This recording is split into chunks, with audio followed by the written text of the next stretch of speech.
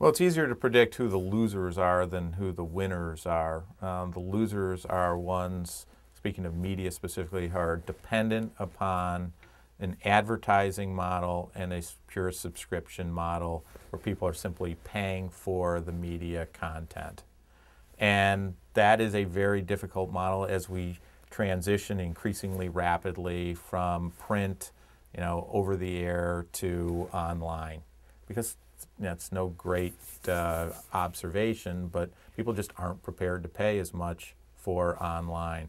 So we look at it, you need to have multiple streams of income, some of which are not dependent upon those traditional sources of media revenues.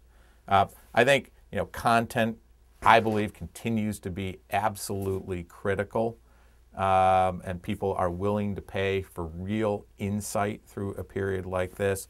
The notion of just pure aggregation, I think over time, is a less successful model than creating real content of value, but you have to be able to distribute it in a way, and therefore the distributors, the networks themselves will enjoy enormous power.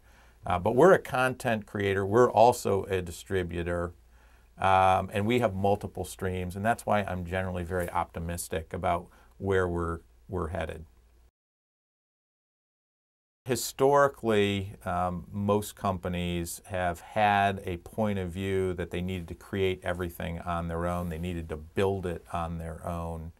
And I think that model is essentially breaking down. Instead, people need to recognize what they're good at, what their core competencies are, and assume, hopefully, that there is a core of that that is powerful enough to sustain a business model, and that fundamentally rely on others who can have the scale or the leverage to do it more cheaply and maybe more efficiently. Look at newspapers, for example. Why is it that many newspapers actually even produce a business section? If you go to, say, the Chicago Tribune, we actually have more reporters in Chicago than the Chicago Tribune does. Why do they need to produce their own business section? Now, you can apply that across a lot of different companies, a lot of different pieces of their business. It's the same thing in the financial services sector. Many of our customers have built up enormous infrastructures to distribute data, to manage the flows of data, to process trades, etc.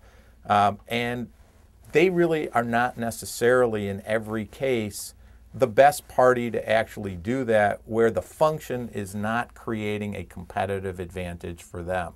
So we're having conversations with a lot of companies about even creating industry-type utilities that then could be customizable for that small percentage of the function that actually creates competitive advantage. And those are conversations that we're having that we couldn't have had a couple of years ago. So I think this recognition that you can't do everything, that in fact you focus on what you're really great at and are able and willing to, in effect, partner or outsource with others to bring those skills in-house that don't provide the competitive advantage you need, but you still are very essential to the way you do your job, your business. I think that is actually a trend we're seeing both on the media side and on the financial services side.